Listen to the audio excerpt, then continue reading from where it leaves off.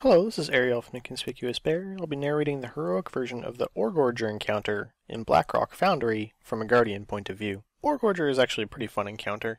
If you have a tank swap and you have the ability to help or hinder your raid survivability depending on how well you do your job.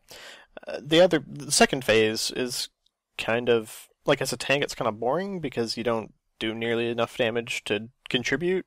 So really you're just wandering around dodging the entire time, but such is life. Can't have it all, right? There are exactly two tank mechanics that you'll need to worry about for this fight. First is just a standard tank swap mechanic. You'll have a dot put on you that does nature damage and it stacks. So big deal. I believe it's actually like 10k in heroic. It's like 6k in normal or something. The dot itself is incredibly trivial, and you'll be swapping pretty much every application anyway, so you hardly even pay attention to it. The part that really matters to you as a tank is an ability called Acid Torrent. Basically what this does is deals a whole bunch of physical damage to you, and then nature damage to the raid based on the amount of percentage damage reduction plus absorb you had for the physical part. It's really kind of weird.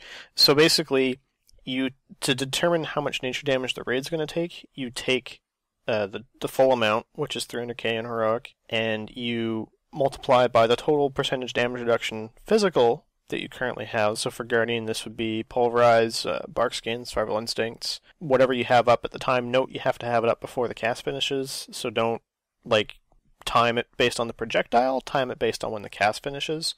This is really important, especially for Survival Instincts being 3 seconds when you glyph it, when you will glyph it for this fight. And then it'll apply that damage reduction to the magic amount to determine how much damage the raid is going to take. So you can use externals to reduce it more, power word shields, that sort of thing. That's why monks are so good for this fight, because they can guard everyone, and it reduces it to the minimum damage, which is 1/3 of the total. So minimum is 100k, but that's why monks are so good, because they can basically reduce it all the time.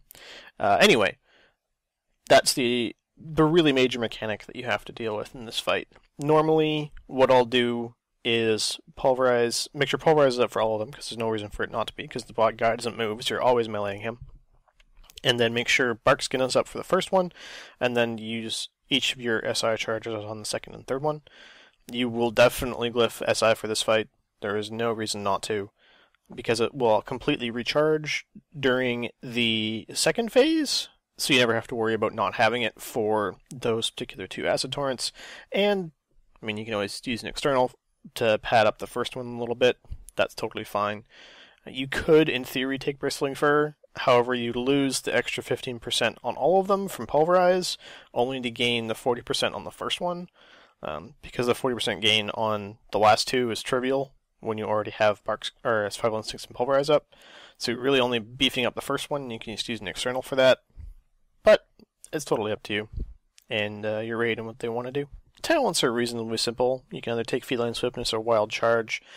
I would probably go with Wild Charge. I mean, you can kind of go one way or the other.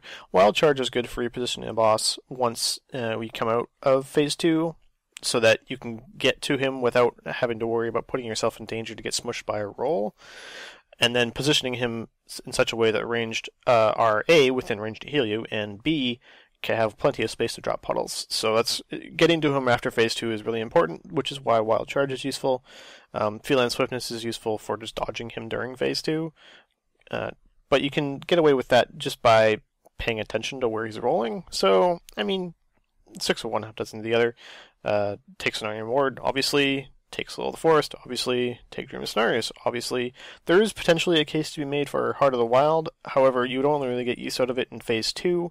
And the only real use you would get out of it is healing. So, I mean, if you're short a healer, and it doesn't even last the full duration of the phase, so it's not even that helpful. I mean, you could use it there, maybe, but I wouldn't really recommend it, per se. And then, like I mentioned earlier, you can take Pulverize or Bristling Fur for level 100, depending on what your needs are. In terms of glyphs, always glyph SI for this fight. And Stampeding Roar, well, I mean, you just use Stampeding Roar in permanently, so you're never not going to have that glyph.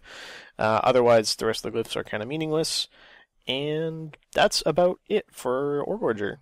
Good luck in Blackrock Foundry. Inside again, or outside, outside. I'm just going to put them there. Stack back on the right side. Range stack them. Just do the mechanics here and we win. We have revival? Yeah. Okay, I'll just use it when you can. I would just use it soon. This is gonna kill us. Use it now. Yeah, okay, we're safe now. Him's in 20 seconds. Kill this motherfucker. Should have smoke bump too if you need it in melee. Yeah, use it whenever you feel like you need it. It's hard for me to watch you guys. 4, 3, 2. Big number.